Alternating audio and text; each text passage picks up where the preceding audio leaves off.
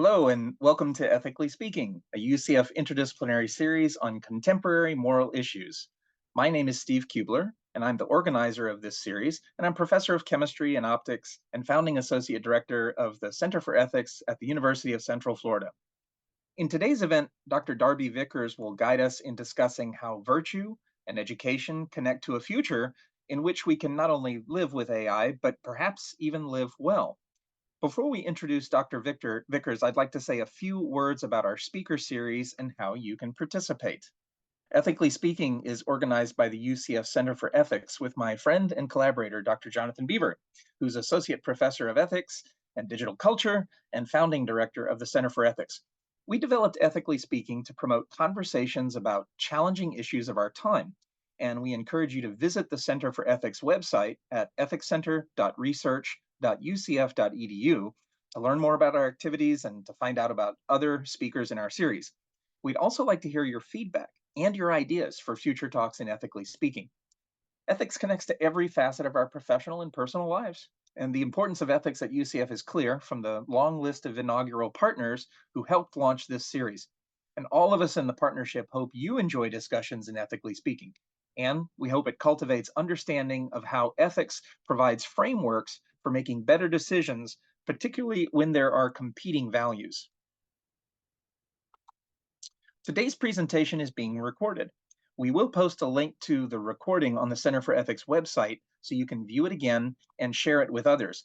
And at the end of the presentation, Dr. Vickers will take questions moderated by Dr. Beaver. You submit your questions during the talk directly to Dr. Beaver via chat. I'm now going to turn things over to Dr. Alex Nicolaitis. He's a postdoctoral research associate in the Center for Ethics, and he's a specialist in ethics education. We're very grateful to Dr. Nicolaitis for introducing us to Dr. Vickers and for inviting her to participate in our speaker series today. Dr. Nicolaitis? Thank you, Dr. Kubler. I'm very excited to be in a position to introduce Dr. Vickers. I was first acquainted with her work on ethics of AI last fall, so relatively recently.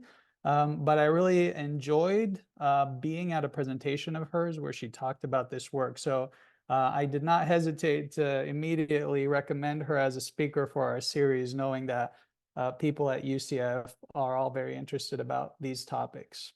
So a few things about Dr. Vickers.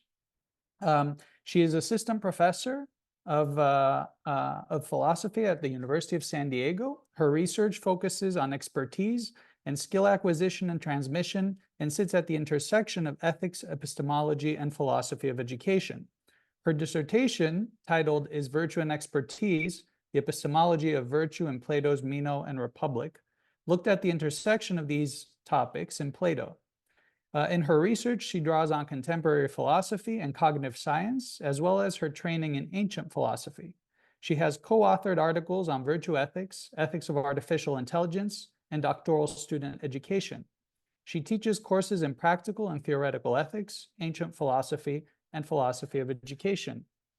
I should also add that despite having graduated only 3 years ago, Dr. Vickers has her work been supported by multiple grants, notably also a fellowship from the National Endowment for the Humanities and a McPherson Fellowship from the Center for Ethics in Education in Wisconsin-Madison, University of Wisconsin-Madison.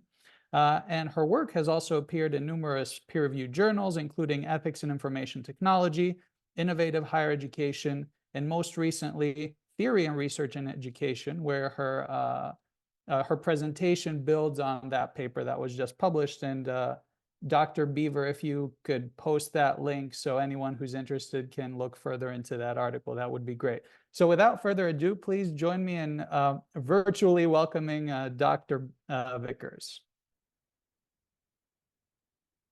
Hi, everyone. Thank you so much for having me, and thanks, Dr. Nicolaitis, for the invitation. I'm really excited to be here and to chat with you all today, and I'm looking forward to your questions. I'm going to start by trying to share my screen. Let's see if I can zoom by this point in our digital lives. Okay, I think this should do it, hopefully. Can everyone see my screen?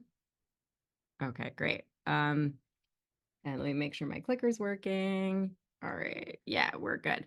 Okay. So hello, everyone. I'm going to be talking about a paper that was recently published, as well as some addendums that didn't end up in the paper. So you'll get a little preview of some other work that my colleague Nick Smith, who is an assistant professor of philosophy at Alabama A&M University, are working on. We are friends in graduate school, and we've been talking a lot about AI. And the intersection of AI and education. And so that's where this paper sprang from.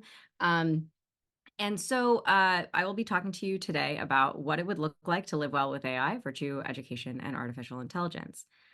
The trend toward ubiquity of AI is creating a lot of novel ethical situations. So this starts off with things like who is at fault in crashes where, say, cars like Teslas are in some kind of autopilot mode, as well as, what happens if somebody gets injured when they run into one of those little robots that brings food around campus on various university campuses. And of course, many things in terms of plagiarism using ChatGPT and all of these sort of other problems that have come up. And so in light of this, we think it's really important to determine what it looks like to live well with artificial intelligence. Most of the approaches that have been brought to the fore today are principlist approaches or principle-based approaches. And this is often modeled on the kind of principle-based approaches that are used in bioethics. And so this is the sort of standard approach for thinking about how we can deal with some types of technologies, particularly biotechnologies before, but now is the way that, say, like IEEE is trying to think about what it would look like to design artificial intelligence.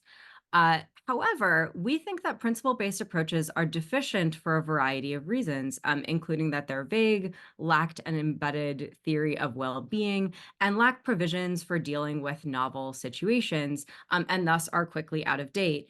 And this is particularly important in the rapidly evolving world of artificial intelligence, where within 6 months, there are often radical changes in the technology that is available to use. Aristotelian virtue ethics, on the other hand, provides, at least we argue, a better alternative because it's centered on a theory of well-being and it provides guidance for novel situations. And in particular, what's cool about Aristotelian ethics is that by observing the ethically salient features of a situation, we don't need to create new types of ethical rules or ethical standards or principles to be able to deal with novel technologies and even novel ethical situations. Aristotelian virtue ethics provides the best theoretical grounding, we think, for how to live well with AI.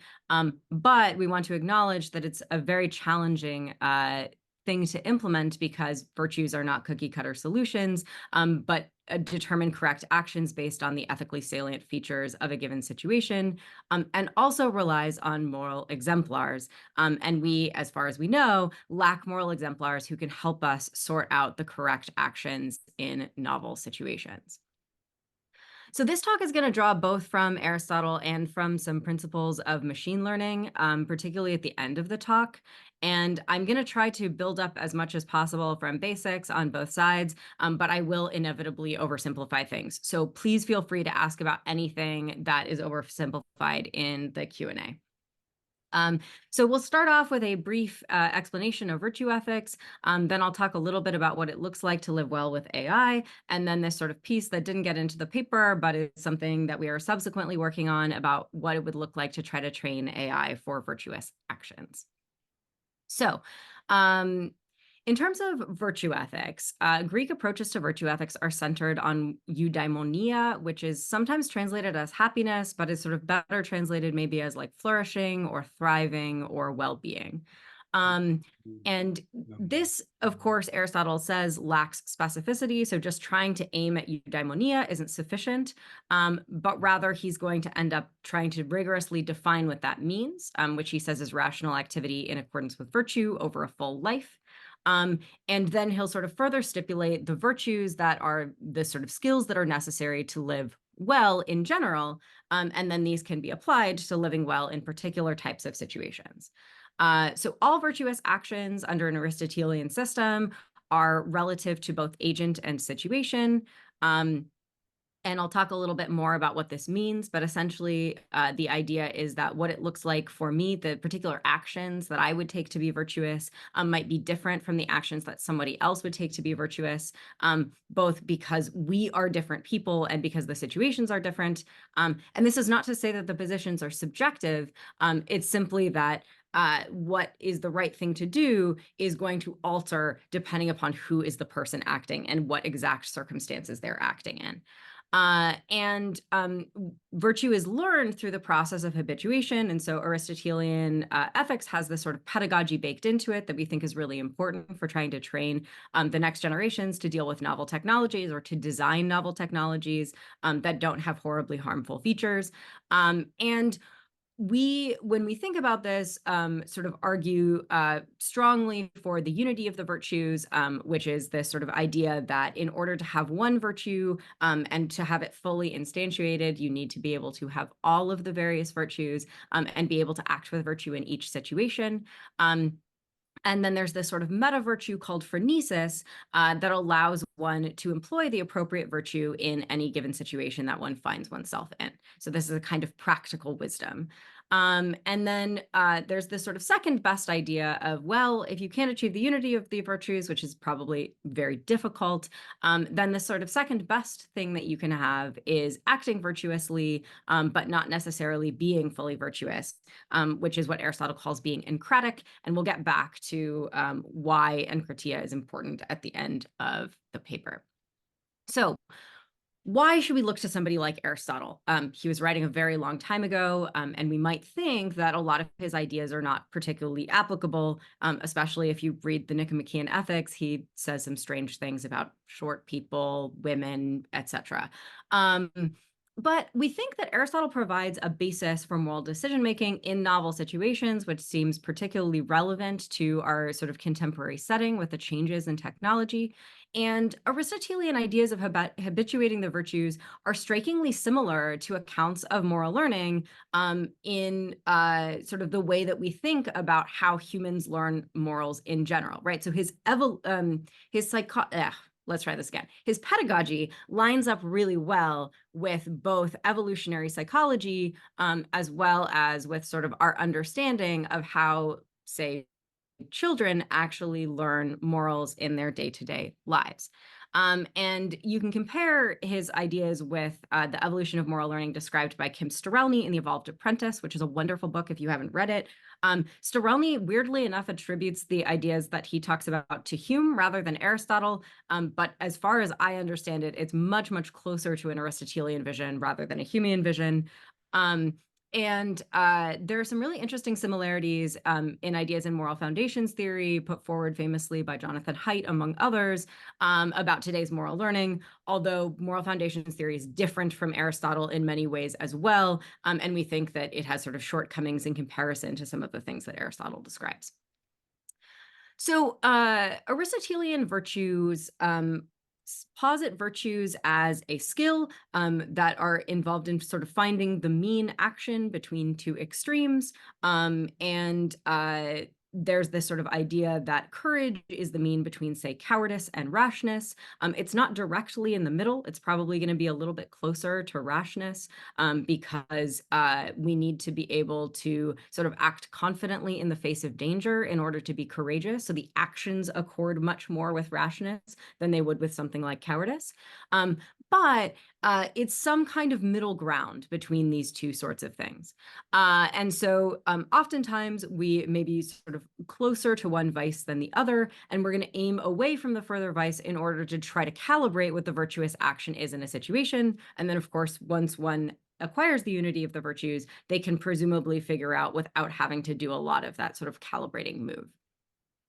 So what this means is that it is what the individual virtue looks like in a given situation, or the particular virtuous action in a given situation, is going to be relative to both the actor and the situation. So one of the examples I use, it's a pity Nick is not able to be here because he is sort of a wonderful physical contrast to me. And I use this example when I sort of teach my students in classes on Aristotle, that if, say, I was driving on my way to campus and there was a flipped car on the side of the road, there might be a sort of different set of actions depending upon who I am as a driver of a car that's driving by, to determine what the correct thing to do is, or what the virtuous thing to do is in this situation. So for me, you can't tell probably because we're on Zoom, but I am a small person. I'm about 5'5". I'm not very sort of physically strong. There are only so many things that I can do if I see that car flipped over on the side of the road. But what I can do is I can pull over, I can call the paramedics, I can check and make sure the person inside the car is conscious. I might be able to tell if the car is likely to catch on fire, although because I don't know a lot about cars, it would just be like, is the car smoking or something like that? And that would be the sort of like courageous set of actions that I could do as somebody in my specific position. Now, Nick, my co-author, is an incredibly strong individual. He is a power lifter. He will, sort of like move boulders around people's yards for fun, things like that. And he might have a very different set of obligations. So for example, if it did look like there was something wrong with the car and it might explode, he might be in a position where he could try to flip the car over or pull a door off to be able to drag somebody out if it didn't look like they had some kind of a neck injury or whatever. That would be a different set of courageous actions than what is mandated by me, whereas it would be rash for me to try to do something like flip the car over on my own. And then in addition, you might sort of think about some of these other possibilities that could change what a courageous action looks like. If I were a medical student or a doctor that showed up at the scene, I might have a very different set of obligations about how to intervene in the situation, because I could be sort of much more closely attuned and much more accurate in diagnosing whether the person inside the car was going to have any medical issues that would mean that they either should or should not be taken out of that vehicle. And then in addition, there might be a sort of set of obligations that would change, or a set of sort of ways that one might act virtuously that would change when there are already people on the scene, say calling the paramedics already, or if there's somebody on the scene and you're in a rush, maybe you sort of call the accident in just to make sure that somebody hears about it, but you don't really need to stop and check something out as long as there's a crowd of people who are going to take care of the victim of the accident. So this is one of the sort of ways in which we can see that based on agent and situation, there are certain almost objective things that we can know about what kinds of ways the person can be virtuous, even though it's going to be different for each individual that enters the scene. And it's also going to change based on the specific way in which the situation presents itself. So one way of thinking about this in terms of a specific example, other than courage, would be generosity. So generous actions are going to be somewhere between stingy actions and wasteful actions. And generosity means not just giving money, but giving the correct amount of money or resources at the correct time to the correct people or causes and in the correct way. So there are a number of different features of what it looks like to accurately do a generous action. And it also requires that the money or resources were acquired justly. So for example, it's difficult for, say, a mob boss that extorts people for money to be able to be generous under an Aristotelian scheme. And then there's something interesting about generosity too, in terms of thinking about how the virtues work together, where there's a specific type of generosity called magnificence that applies only to the super wealthy and has to do with appropriate ways of employing extreme wealth, usually for the public good, rather than trying to help, say, an individual or a small organization. So this might involve philanthropy, or donating to public buildings, or spearheading disaster relief, or whatever the case may be. So you can see that Aristotelian virtues have this sort of complexity to them, but they allow us to figure out what it looks like to act in a variety of different situations. And so how do we acquire these virtues? This seems difficult, especially given that the virtues are these sort of complex ways of existing in the world.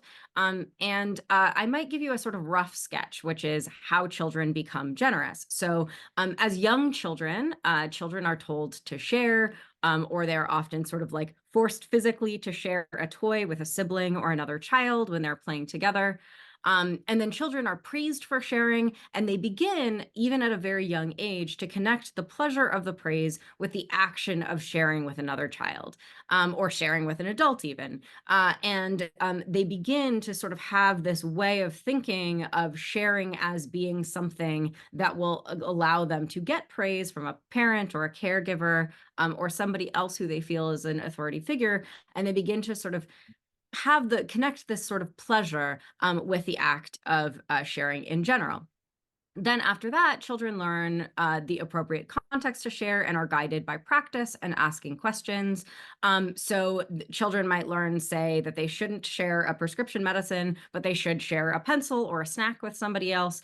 Or maybe that they should always say, ask somebody if they're allergic to something before they share food. And these are the kinds of things that they begin to learn. And then if you've noticed, if you've hung out with a bunch of young children, they're constantly asking questions about the limits of a situation where you're like, oh, share with your sibling. And they're like, well, but what if my sibling has more than me? Well, then, and they start to begin to understand this as they ask these questions about liminal cases.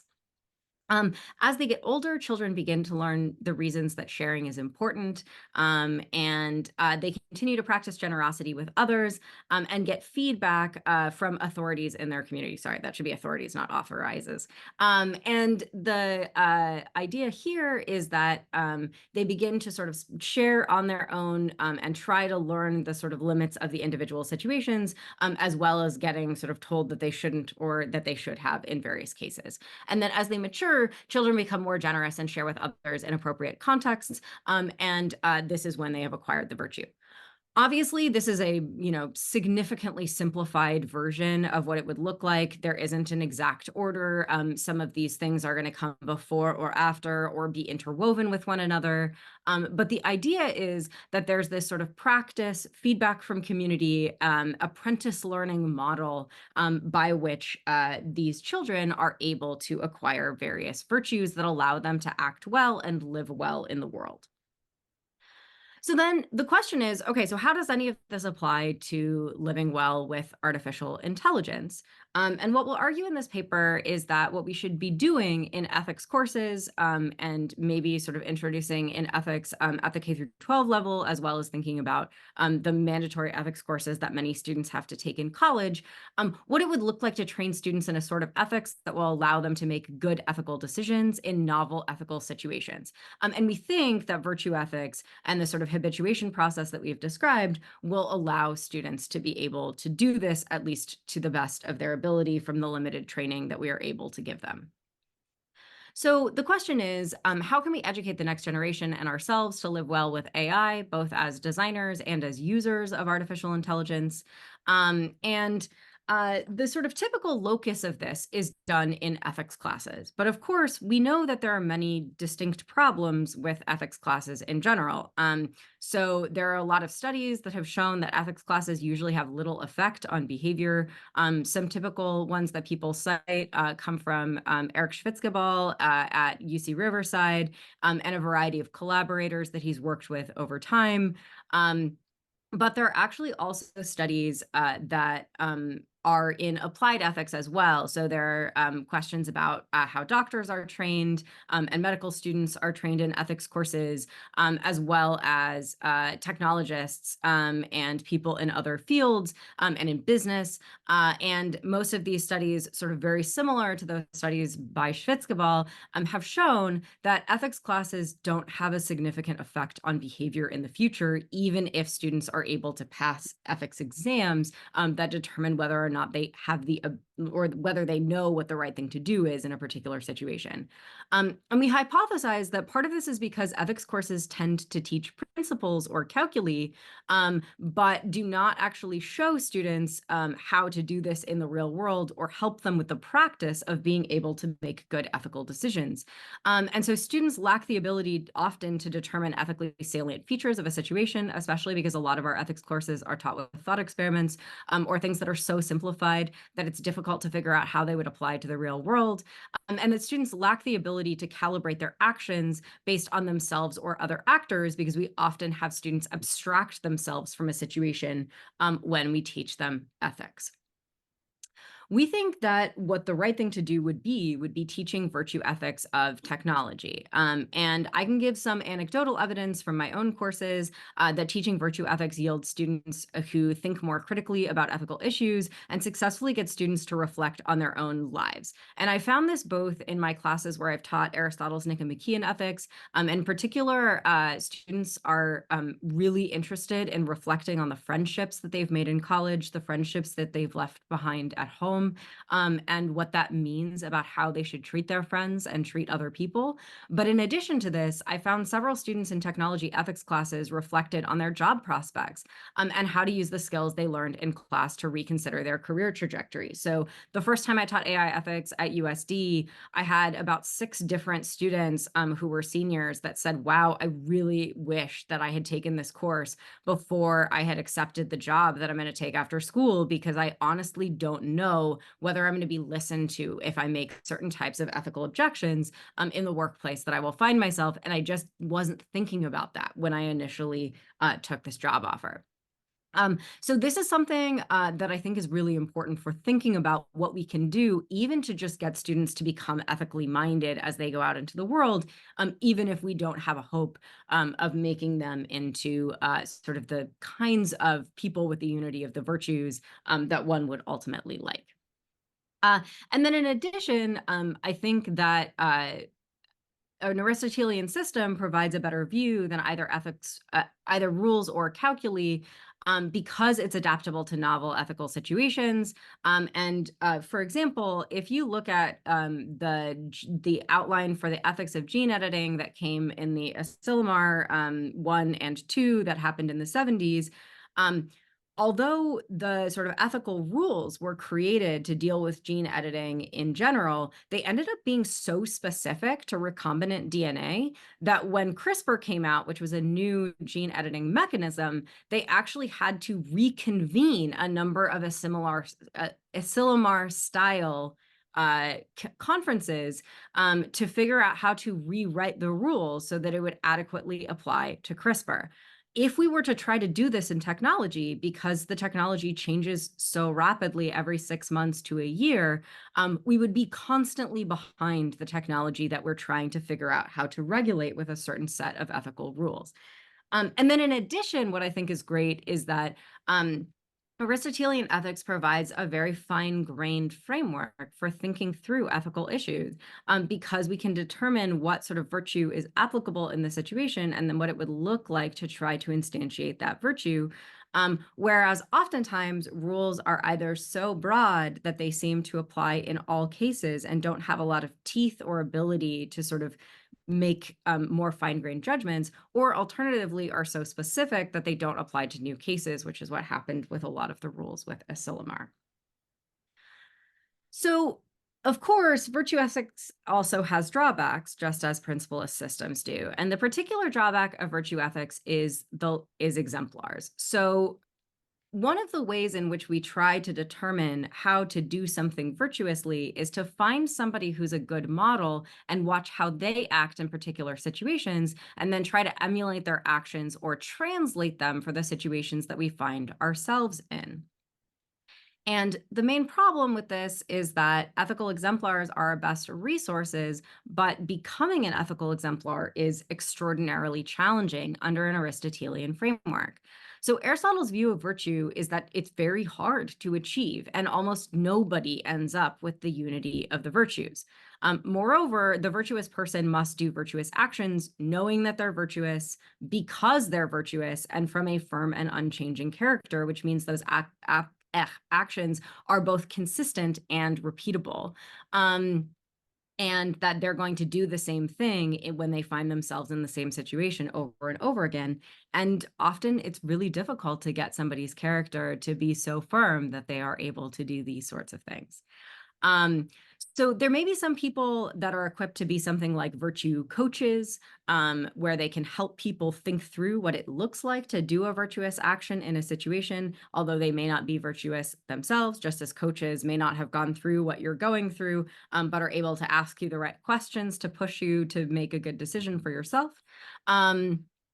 But few are, if any, can be sort of the kinds of mentors or guides or exemplars that we would look to be able to emulate their action.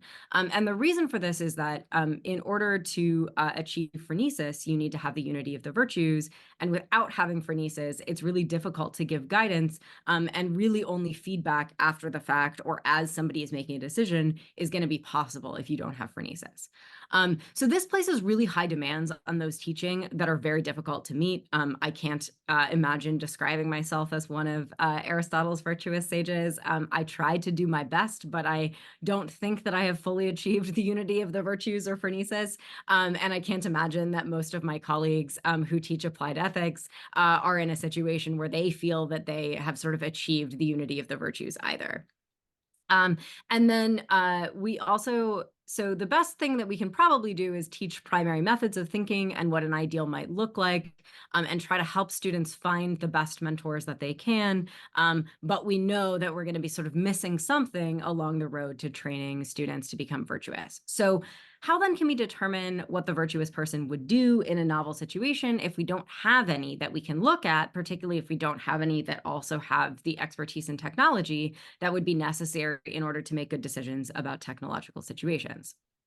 So ethical exemplars are going to be lacking, and it's difficult to determine what one would do in novel situations without one to point to. But I think there are at least some ways that we can get around these problems in terms of trying to do our best with ethical coaching, and try to then, make sure that there is enough ethical training so that we could at least potentially produce some kind of ethical exemplars in the future. So when we've given this before, we have often been told that we have a bit of a cranky or cantankerous outlook because of this lack of ethical exemplars.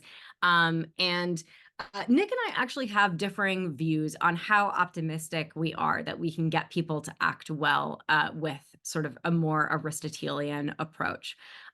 So we both agree that Aristotle is the right way of going about these things. And we both agree that Aristotelian pedagogy is incredibly fruitful, but we differ in our levels of optimism. So Nick is highly pessimistic about the possibility of becoming virtuous. He thinks that it's so hard that it's sort of nigh impossible for people to become virtuous, although we should still aspire to that. I am more cautiously optimistic that there's a possibility for becoming virtuous. In addition, we have sort of differing views on technology. So Nick is more of a neo-Luddite. He is very happy to, would be happy to get rid of a lot of the AI technology that's out there. He really resisted, sort of, despite the fact that we work on this stuff, he really resisted learning how to use a lot of the sort of AI tools that are out there. And he thinks that they're sort of highly destructive. Whereas I think that we need to work on a socially responsible approach to technology, particularly technology as it's used in education. And I'm happy to answer questions about that in the Q&A. But I really do think that we can do great things with AI, but we have to make sure that there are the proper guidelines and the proper people who are thinking the right way about how to develop it in order to make sure that we have this sort of possibility of an optimistic future. I'm happy to answer questions from either of our two perspectives, but if you are more interested in the sort of primarily pessimistic approach, Nick said you are welcome to reach out to him. That's his email address up there. And I'm, of course, also happy to answer questions via email as well. So then the next sort of piece of the talk is, can AI ever learn to act virtuously? And this is a question that we get asked a lot by technology people in the room who are less interested in the education and are more interested in sort of autonomous AI and trying to train it to act well in the world, because it seems that technology companies are really pushing us toward having more autonomous AI that we interact with on a regular basis, from self-driving cars to mechanical workers in factories, to various other types of things like those little food delivery robots that are found around college campuses. And the problem, of course, is that virtues are not purely mathematical. And so there's a question about whether any kind of virtuous action could be put into an algorithm in the first place, given that it doesn't sort of have the standard mathematical structure that a lot of the things that AI systems are really good at have. And the question is, so can we teach it to act virtuously, either sort of by emulating virtuous actions or by actually becoming virtuous? I want to note really quickly that we say act virtuous rather than be virtuous. So AI would need a character to be able to be virtuous, and no current AI system could have anything that we describe as character. They don't have emotions or personalities. No matter how much chatbots seem to have personalities, they're really just sort of next token generators that can sort of emulate particular styles of writing, but they don't actually have a personality that is being manifested.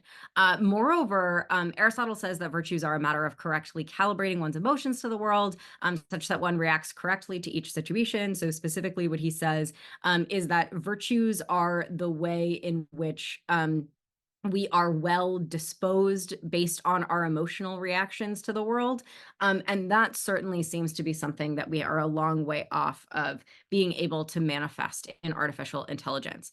So for a quick, just shameless plug, Nick and I wrote another paper about what it would take for AI to be morally responsible, called Statistically Responsible Artificial Intelligences, which is open access, and it is in ethics and information technology. And in this paper, we talk about what it would look like for us to be able to consider AI to be morally responsible using a Strassonian approach. And they sort of require that the agents have an emotional capacity, so that they can be sort of the correct, they can be sort of correctly responsive to the kind of attitudes, the reactive attitudes that we might have to consider somebody a full member of a moral community. And a similar approach might allow us to determine at what point AI might be virtuous rather than just act virtuously. So Aristotle, as I've said previously, thinks that one must act virtuously and also know that one is acting virtuously, understand the reason that the action is virtuous and do it for that reason, and act in this way from a firm and unchanging character. And so only if we have a sort of AGI that has emotions and has the ability to have character in some way would we be able to have a sort of truly member of our moral community that was artificial.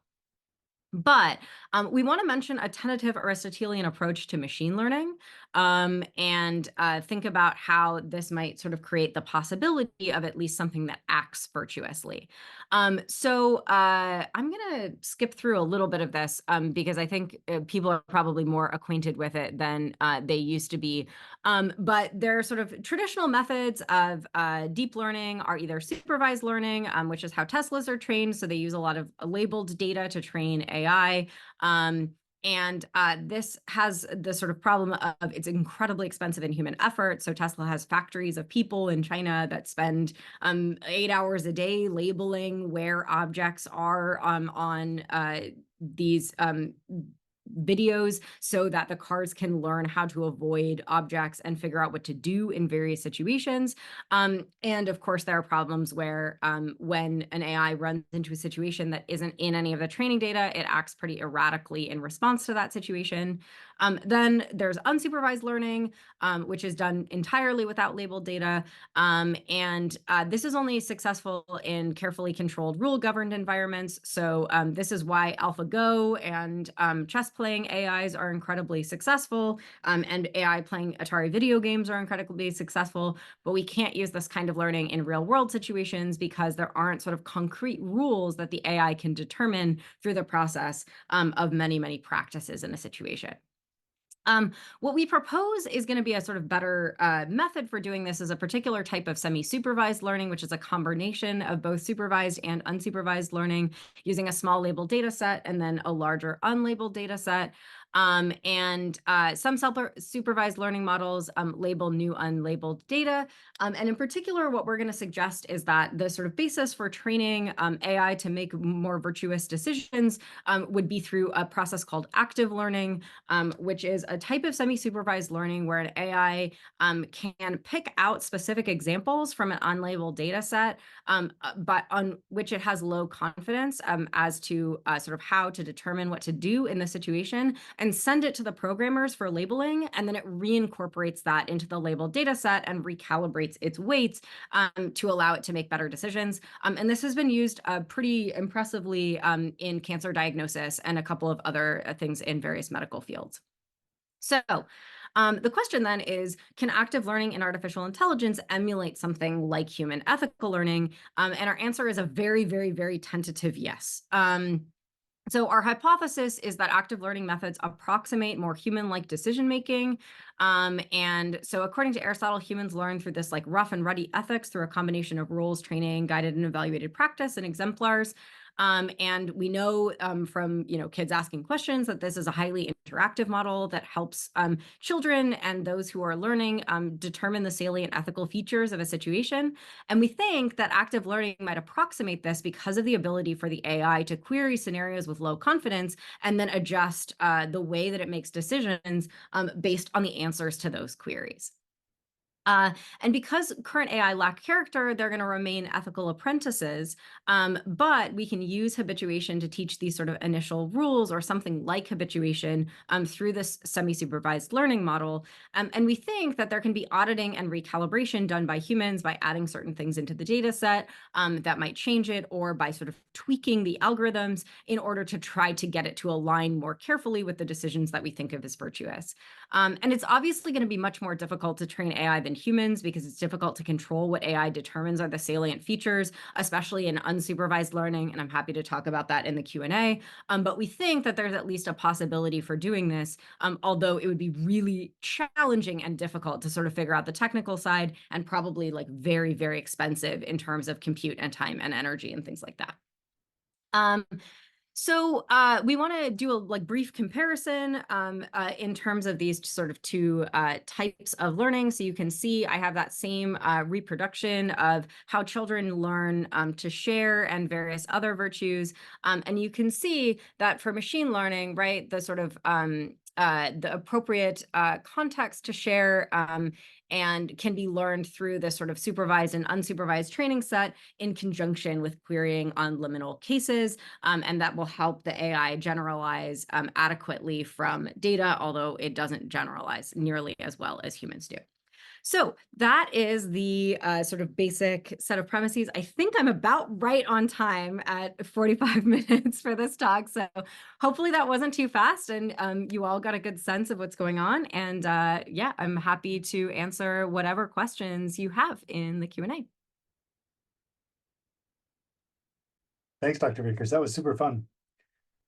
There's a lot going on, and I'm happy to take more questions. We've got I said I was going to organize questions. I've kind of got 3 buckets, Dr. Vickers, if that's okay. So we've got some questions about virtue ethics.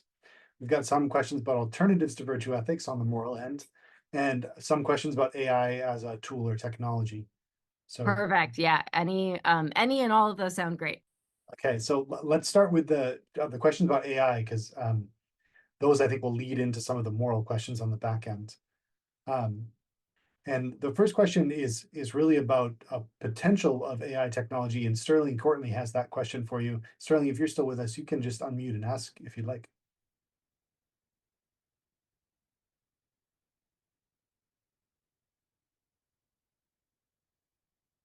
Sterling might have stepped away. Hello, Dr. Beaver. I'm not sure I know what to say, but can you hear me?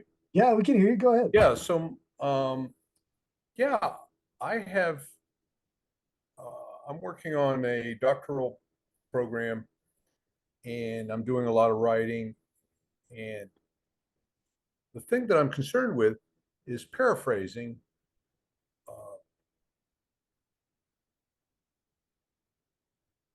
So I'm wondering how many generations of paraphrasing before, and AI is checking this through Turnitin or whatever other program, how many generations of paraphrasing before the entire narrative is bastardized and changed? I see it. My program discourages quotations, and therefore paraphrasing. I don't know how many times you can paraphrase before the entire message is lost. That's my question. So I'm That's thinking, really interesting. Oh, sorry, yeah, go ahead. go ahead. No, Darby, go ahead, please. Oh, okay.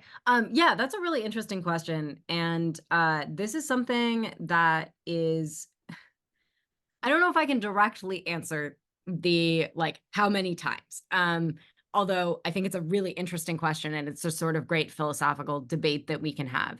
I think that we are running into a really interesting world with large language models that are sort of sucking in all of this data and then being able to paraphrase from incredibly large amounts of text,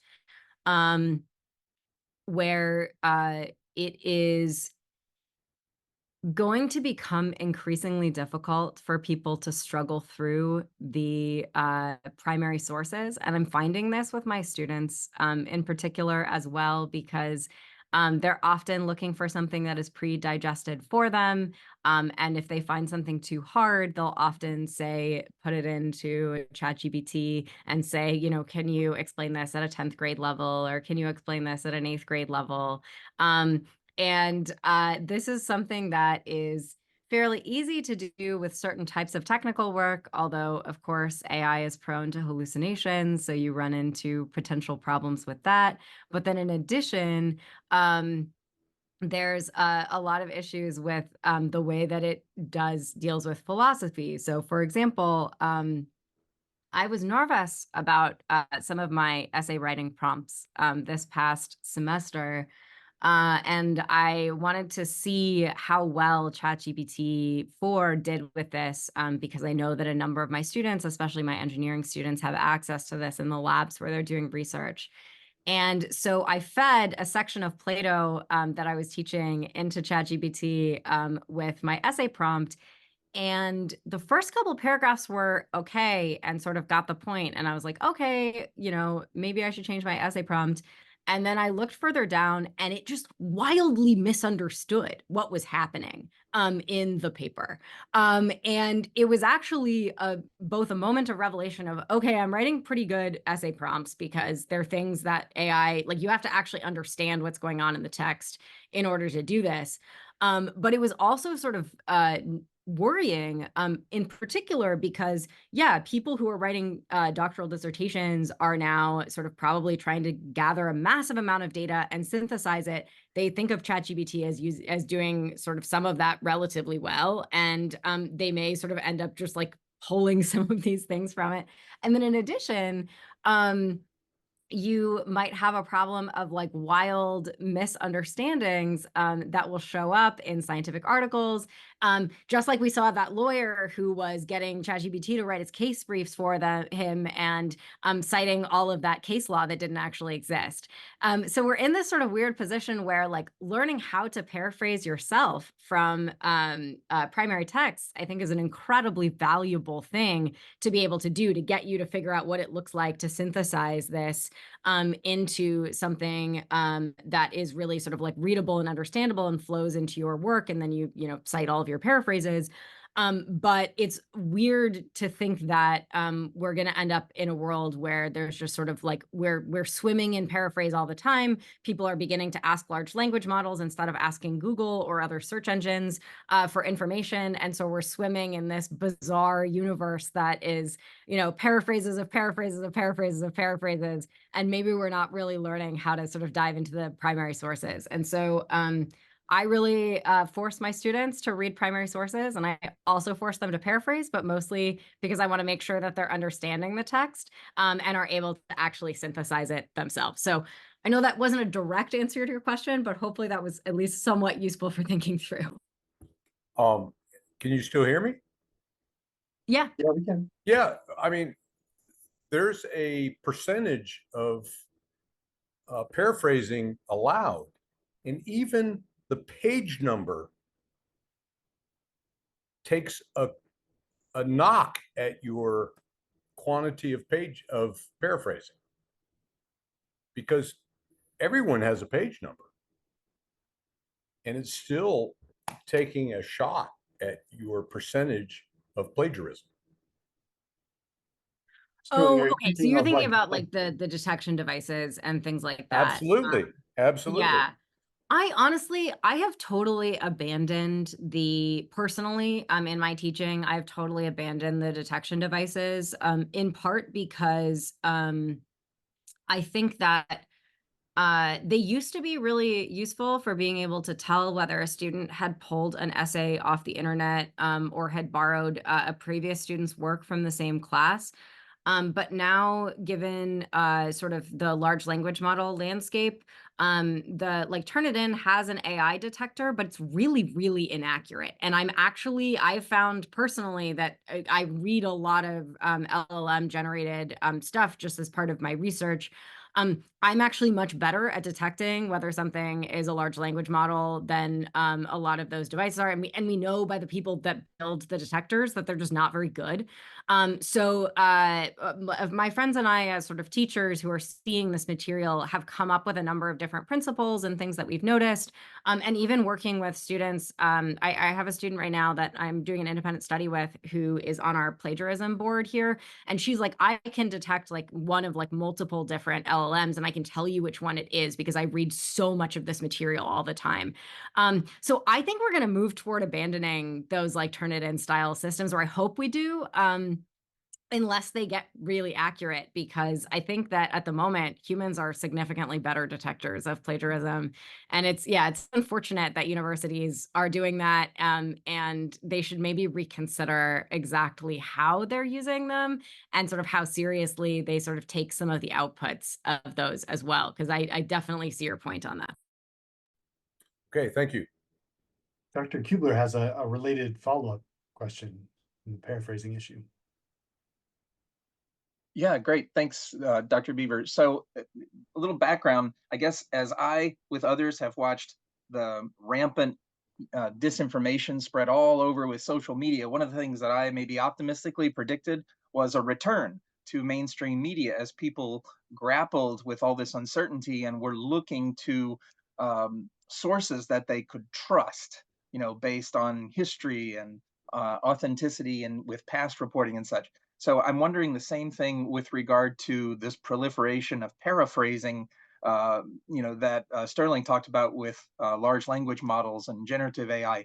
What would you predict in the future? Do you think we'll see a change in how people leverage or look to human expertise? Do you think people might look to, I don't know, people with experience, with degrees, with certifications, with some sort of, external measures of their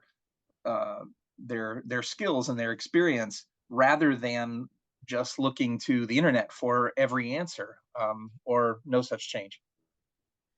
I really hope that we return to some of the media. I know that I personally love that USD has a New York Times subscription that is available for free for all students and faculty. And I try to get as much of my news as possible from places like the New York Times. And I think that I hope that other people are doing the same thing. I heard a discussion recently on the Hard Fork podcast. Wow, I'm really shilling for the New York Times right now. The Hard Fork podcast, which is by a New York Times reporter named Kevin Roos and another reporter named Casey Newton. And they were talking about how a lot of times when they do searches for stuff, they search specifically in Reddit, because we know that most of the content that shows up in Reddit is still human generated. And so that's one of the ways to guarantee that it's sort of working.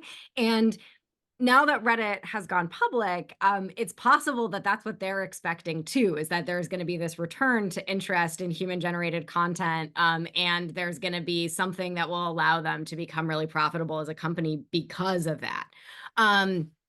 But I don't know if are sort of like if the economic incentives are set up correctly for us to maintain a robust news media, because even there's a really incredible book that came out recently comparing the sort of Luddite revolution and what could happen in terms of repercussions against big tech, that was written by Brian Marchant, who was a former LA Times reporter, called Blood in the Machine. The book is incredible. Right around the time that he published it, he also got fired from the LA Times, not because he had done anything wrong, but just because they did massive layoffs. And I think he was a very expensive reporter because he was really good at his job. And so there's a sort of concern that because people are so interested in farming stuff out to artificial intelligence, and even like parts of Associated Press reporting and things like that are being created with LLMs, I really worry that there just won't be the kinds of economic structures in place for this reporting to work. Now, there has been a really interesting rise in sort of small newsletters that journalists who have moved away from or been laid off at large news media companies are running. So Casey Newton runs Platformer, which is a sort of tech newsletter, but there are a number of those beginning to proliferate. And if like grassroots donations and VCs and things are willing to fund either those or like medium-size publications that are available online through certain subscription models, if that becomes popular, like I think that would be a great way to try to maintain the news media and sort of human expertise and human writing. I'm concerned in particular right now because of the confluence of the suspicion against academic institutions by like a lot of people are just sort of increasingly suspect. This has been true starting sort of creeping up in like 2012, but hit a real sort of spike in 2016 where people were really suspicious of media. And of course, ironically, this is coming at the exact same time that humans are getting more and more access to information and getting more floods of information on a day-to-day basis. And it's making it really hard for us to figure out how to choose things. So I hope that we go back to defaulting to human experts, and not just degrees, but like people being able to prove their expertise through really good reporting. But I'm nervous about just that there's way too much VC money being thrown at any AI project whatsoever, and way too little being thrown at the stuff that we actually want to maintain. So I'm not as optimistic as I would like to be. Dr. Beaver, can I do a quick follow-up? Yeah, please. Well, just for fun, I love the idea of these media experts who are trying to form, small concerns that are directly delivering content. For me, it's adds a new meaning to all organic. So I'm hereby copywriting the label all organic to apply to non-AI services. That Kubler owns I that. like it. Right. But can you extend your argument about concerns for economic incentives, not just in terms of media, but now to your call for virtue ethics to kind of drive where we use AI? You mentioned Aristotelian frameworks, aspirational virtuosity, and okay, how does any of that transpire in the current economic framework? And is this requires, God forbid, the dreaded top-down governmental change, or is this going to happen organically? Use my term again. I don't know. So I'm not an economist, but I can give the sort of understanding that I have of how like the economic incentives are affecting some of this stuff.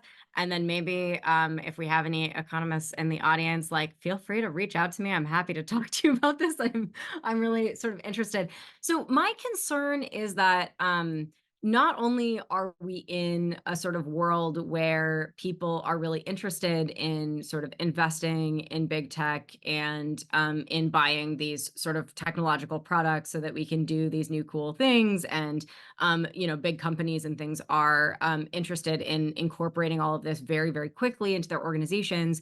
But I think that venture capital is really messing with the typical market forces that there would be on the kinds of rapid growth in technology that's happening right now, and the rapid sort of incorporation and like moving away from the all organic or mostly organic model.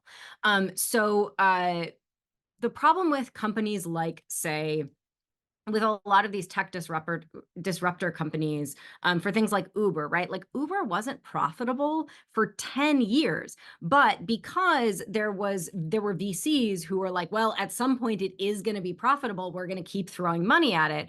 They were able to sustain and grow their business, and to the point where they were then able to become profitable, and they've sort of taken over the market and messed with, taxi businesses and all of these other things. And disruptive is not necessarily bad, but there are ways in which, say, OpenAI, right, is immensely not profitable. In fact, people have described OpenAI as being so the opposite of profitable that it's like throwing money into an incinerator, but they're trying to raise billions of dollars right now. And they're going to be sort of creating more and more products that are going to be sort of increasingly picked up by businesses, because businesses are afraid of getting behind the curve, even though there's absolutely sort of no profitability in this model, and they're just going to get propped up by VC money round after round after round after round. And so the thing is that what this does is it prevents people from being able to really vote with their dollars for what it is that they're looking for, in a way that I think is really sort of unsustainable and problematic. And like, I'm not a sort of like big, like the markets will solve all the problems person. Like I am in favor of certain types of government intervention, especially for the big tech companies. But I am really concerned that there's just like so much money that is being thrown at these AI companies by VCs that they don't have to worry about being profitable. And they also don't have to worry in a lot of cases about what kinds of what industries they're disrupting, what they're putting out of business, and what they're ruining in our lives. And this is why I am really concerned with making sure that the next generation of technologists and business people, I have a lot of business students in my classes as well, are thinking carefully about the long term, about ethics. They're thinking in these sort of models of like, what's the virtuous thing to do? How can I align my life in such a way that I'm actually sort of like moving toward becoming a more virtuous person rather than sort of just making a profit? Because I'm hoping that what can happen is that when they sort of hire these computer science students, and particularly, right, there are a lot of biotech and military and even sort of big tech companies that are in San Diego. Like, I want my students graduating from here and coming in and saying, have you thought about this carefully? Should we do some more red teaming? Should we do some more testing? Are you sure that this is the right way to go? Because I can't control the VC money, but I can maybe sort of help my students be part of that kind of ethical decision-making that's happening in the real world. And I'm hoping that they get into positions of power fast enough that they can try to help save us from some of the things that might be coming if we're sort of too accelerationist and not careful enough about how this information is being deployed. So I really hope that we can create some economic incentives for these all organic models, and that we can try to shift away from some of the AI stuff, and keep the AI for like doing the great things that it can do, like helping blind people read signs, and trying to allow us to sort of interact with people who have difficulty producing speech, like things like that. Like, we can do great stuff, but we just have to channel the money in the right way. Yeah, that's great. Thank you so much for that perspective. I want to shift questions a little bit towards AI and character. So heading towards the sort of virtue questions we've got lined up. I actually had a question for you, Dr. Vickers, about the claim that AI has no character. Mhm. I want to know more. I want to know if you and Nick, your co-author, Mhm. think that AI might someday have character. I want to know how you know AI doesn't and I do, if I do. I want to know a little bit more about that claim, if you can clarify. Yeah, absolutely. We generally think that our AI models are far too weak to have anything like an inner life. They are sort of, I mean, especially like large language models, for example, right? Our next token predictors. They use very, very large statistical models to figure out what the next most likely letter, space, punctuation, whatever is. And because they've been trained on so much data and they have really, really good statistical correlations, they can create things that look very much to humans like human generated speech. But it's not, they don't function in any way that would provide something like understanding, or even a sort of, if you press on the models in the right way, you start to get these really inhuman answers. I had a lot of fun with a friend when I first got access to ChatGPT-4, trying to get it to solve Wordle for us. And it was just like absolutely wonderful how catastrophically bad it was at solving Wordle, because it couldn't make sort of basic logical connections between the letters because it's not sort of built to have that kind of reasoning structure. And we were sort of like trying to coax it into doing stuff. And after, I don't know, it must have been like 20 or 30 exchanges back and forth, it was like nowhere near to being able to figure out what this word was. So, you know, we can see that there are sort of places where the illusion breaks down and you suddenly see the like man behind the curtain, as it were. You see that the model just doesn't do what it, anything that looks like a human.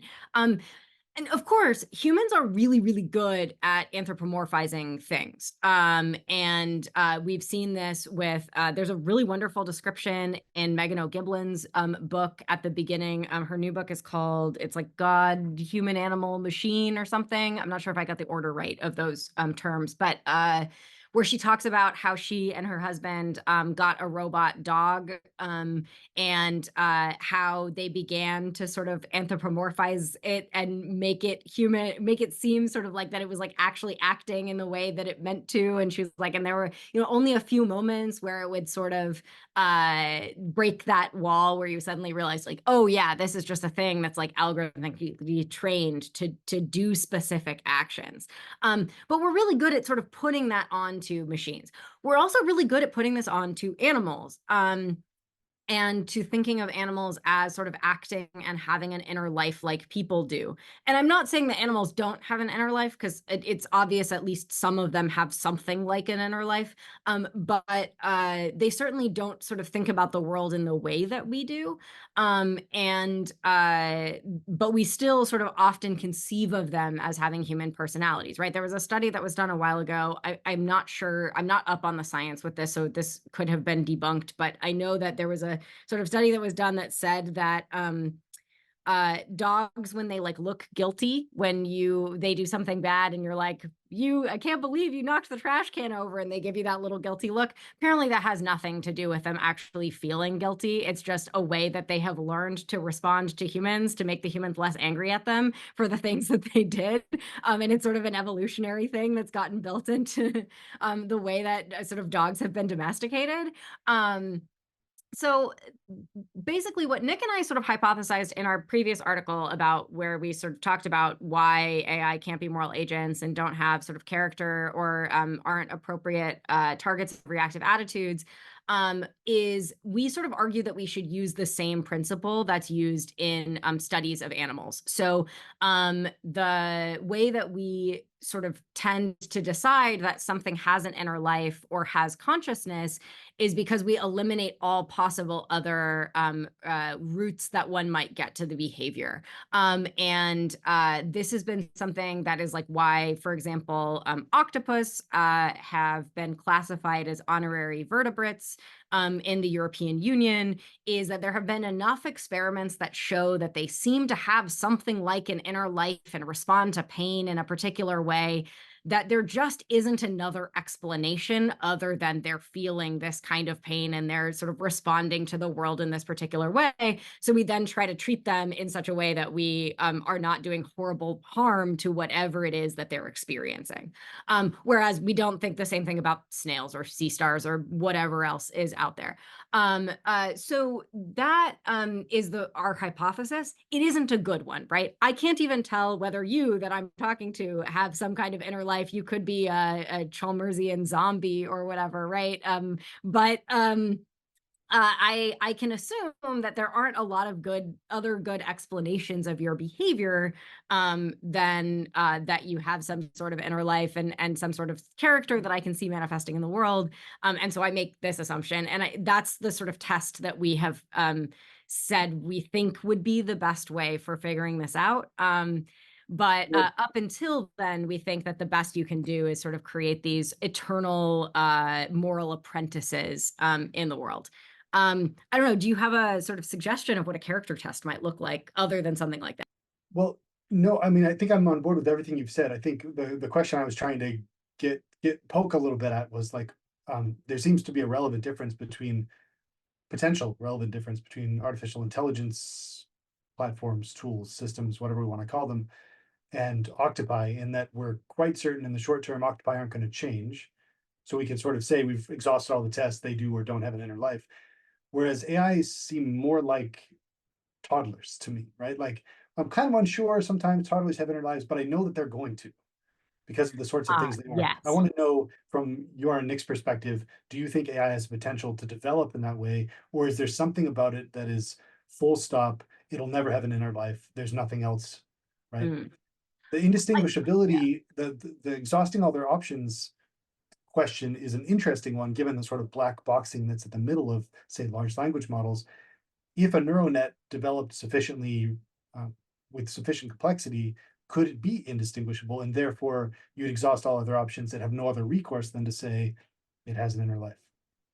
Yeah, and we think that there's certainly a possibility for that. We don't think that any of the current systems, so this might change with liquid networks, right? So right now, the way that AI systems work is they are trained on a certain amount of data where the algorithms and the like weights inside the algorithms that cause it to behave in particular ways will like change during the training process. And then there's a point where it sort of essentially doesn't stop, and it doesn't really learn. Like, you can add in a little bit of personal data and give it some guide rails, but it's not sort of making significant changes to the way that the model is functioning. Other than maybe sort of like those things that get spit out that are like, you're not allowed to ask the AI this question or whatever for a lot of the large language models, or for DALL-E and the image generation models, which are these sort of like artificial barriers that get imposed on the model. But liquid networks might be something that could sort of eventually evolve because they are constantly learning even after the training period. I have read very little on liquid networks because they're a pretty novel thing and they're being done at very, very small experimental stages right now. And I think a lot of it is probably behind NDAs, which is why there's not a huge amount published on them. But potentially, if there was a sort of eternally learning model, we could see that AI as a sort of toddler that would begin to, continue to learn more about the world and might develop something like consciousness, or an inner life or emotions or whatever. Right now, we just don't seem to have anything that would do that. Now, I think that there are some like sort of interesting possibilities. One really crazy possibility is somebody has said, well, no individual AI model has the sort of power or complexity that would be necessary to do this, but it's possible that like the entire internet, considered as a system, might be able to develop or may have already developed something like consciousness. And that would be really interesting. I have not done a sort of deep dive into this, but I heard this as a sort of possibility, and it's something that I mean to follow up on in the future. I think it sounds pretty wacky, but it's also kind of interesting. Then sort of the next thing that I am really interested in is thinking about systems that are not just like the sort of like large scale like systems that we have right now in terms of training sets, but potentially thinking about like alternative systems. Potentially like sort of biological computer systems. So there are sort of possibilities for running large amounts of data crunching on sort of biological style systems. Or maybe I'm thinking about like, there are some really crazy things that can be done with brain organoids. And it's possible that somebody could try to turn something like that into a basis for a computational system that might create something like consciousness. I'm really worried about brain organoid research in general, because while I know that it does really good things for like Alzheimer's, I'm also really concerned about some of the things that people have said about the way that brain organoids respond to stimulation and stuff. So I don't know, some of these things definitely sort of lead us down the path where this might become a possibility. But especially the sort of like generative AI systems right now, I think it's going to be quite a while before they sort of have the complexity and ability to be able to do anything that would approach this. And so I'm not ruling out that we couldn't run one of these tests and be like, wow, we can't explain this behavior in any other way.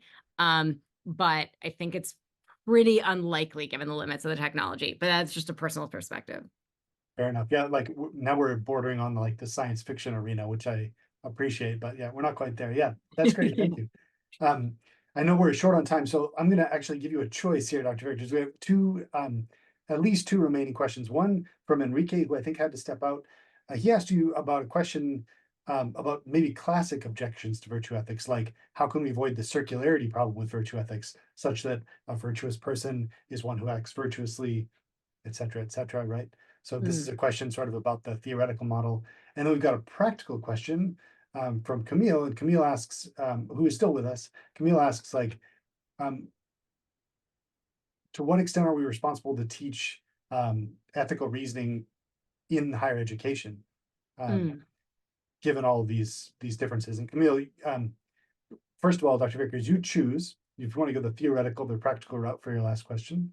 I mean, I can actually really quickly answer the theoretical question and then move on to the practical question, because the theoretical question, like Aristotle answers this very specifically, right?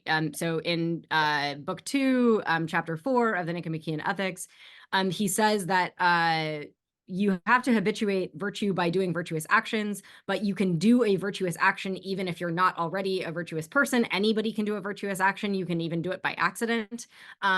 But the difference is that a virtuous person who has done these actions and has created their character and shaped it through the process of habituating those actions, does it knowing that the action is virtuous, decides on it and decides on it for its own sake, and does it from a firm and unchanging character such that it's both consistent and repeatable.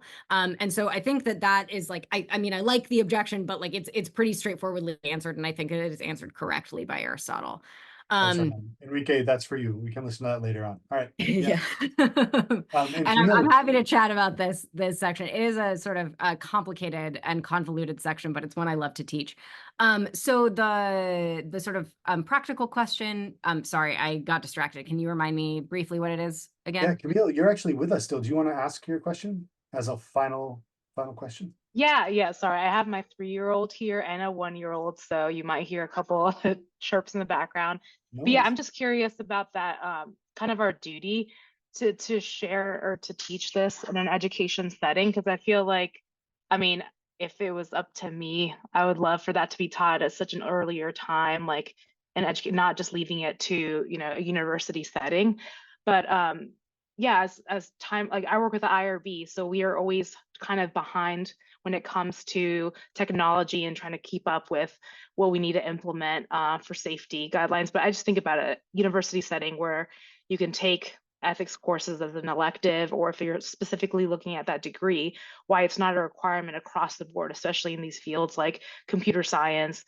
Really, it would help every department, but at what point does it become a requirement just to be, I don't know, a better human, or to apply it in other aspects? I know this, I'm not trying to be a pessimist either, like, hey, you should do this to be, but yeah, sorry, not as eloquent as Dr. Beaver was, but I'm just curious to what point it becomes more of a requirement.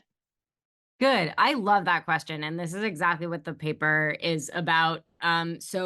I think it should be a requirement everywhere. There are schools that are introducing a sort of mandatory ethics minor for students. And I think that that is a great way to go, because I think that this is something that we're going to need to be thinking about, not just with like AI technologies, although this is certainly really important, but biotech, right? Like CRISPR is incredibly powerful. And there are a lot of really interesting biotechnology things that are also coming out of AI, right? We've solved the protein folding problem. There are lots of new drugs that we can develop. So what are sort of the ethical guidelines and how should we think about this? I think everybody should be trained in this from the beginning. I definitely think it should be done in university settings. I think ethics classes should be mandatory. I think that I mean, I wish that I could mandate this, and of course I can't, but I would like to make it so that ethics classes were sort of like more practical, did more case studies, because these seem to be the things that actually get students to like think carefully and change behavior, rather than just sort of like teaching them Kant and John Stuart Mill and then sort of hoping that they'll figure out what to do from there, and running a bunch of like thought experiments like the trolley problem. Like, I think there are sort of more practical and applied ways that this can be done. We're actually starting an embedded ethics certificate that is founded by my colleague Dan Teagard at USD, and students are going to be taking a bunch of applied ethics classes, and then they will do an internship where they will help companies in the area sort of think through ethical decisions that they're making. We're sort of hoping we can get a bunch of people on board with this, and I can let you know how it goes. But I also had the experience of when I've been teaching AI ethics, I've had a number of students say, like, why didn't we learn this in high school or middle school? Like, where's this stuff coming from? And I personally actually do a lecture on AI ethics every semester and over the summers for a technology sort of camp in Orange County, run by a group called CLAOC, where they're teaching students AI skills and like the sort of coding and like practical skills. But then they bring me in to talk to these 14-year-olds about AI ethics and trying to think through the ethical issues. And it's really fun and they love it, right? Like, these kids are all sort of primed for thinking about these ethical issues. And I might open their eyes to things that they're not thinking about very deeply yet, but they all want to know about the ethics because this is something that's important to them. So I think if we can just convince schools to be willing to bring in experts to either give a one-off lecture to coach K through 12 teachers and how to think about some of these issues, I think that it would be great to try to implement this as early as possible. And I certainly so I also teach the ethics class that is required for our education students, who are wonderful. And it's really fun to be able to work with them to think through ethical issues, both sort of on the general level of teaching, but also on the level of technology in the classroom and how they should be thinking about designing their syllabi, and what school they want to work at because of technology policies. So I think this is something that should be implemented as early as possible. I wish we could mandate something like this across the board, but this is part of why Nick and I wrote this paper. Is we've now been invited by a couple of different places to give versions of this talk, both in sort of AI ethics classrooms and engineering ethics classrooms, but also at schools and for teachers to try to get them really interested. And I have a big sort of interest in the ethics of AI tutoring, which I'm hoping I will be sort of publishing something on in the future. So if you're interested in that, I would love to sort of keep chatting about all of these issues about how to do ethics in education and technology. Thank you so much. Yeah, thanks, Dr. Vickers. This has been fantastic. I'll turn things back over to Steve Kubler. Well, great. Well, thank you, Dr. Vickers, for helping us understand a bit more about AI's impacts and how we might live well with AI in the future. I'd also like to thank Dr. Nicolaitis for bringing Dr. Vickers to our series, and thank Dr. Bieber once again for expertly moderating our Q&A. Last but far from least, I want to thank you, our participants. You bring the greatest questions and tremendous engagement and make it very optimistic that we're going to solve this ethics problem wherever it arises. Thank you again for your participation. A recording of this presentation will be made available on the UCF Center for Ethics website, so you can view the recording again and you can share it with others. And there you can also find links to past talks and information on upcoming presentations in Ethically Speaking. So here's what's coming up next in our series. So it's increasingly recognized that engineers need empathy to design ethically for a globally connected society. But empathy is a complex cognitive and emotional phenomenon, and it's not clear how it connects to engineering ethics or engineering education. But in our next event, Dr. Justin Hess will explain the connections between empathy and ethics and describe some heuristics that he proposes engineers should use when designing for diverse stakeholders, personally, locally, and globally. Dr. Hess is an assistant professor in the School of Engineering Education at Purdue University, and he is an expert on ethical and empathic formation in engineering education. So I hope you'll register now to join us for what is sure to be an intriguing discussion.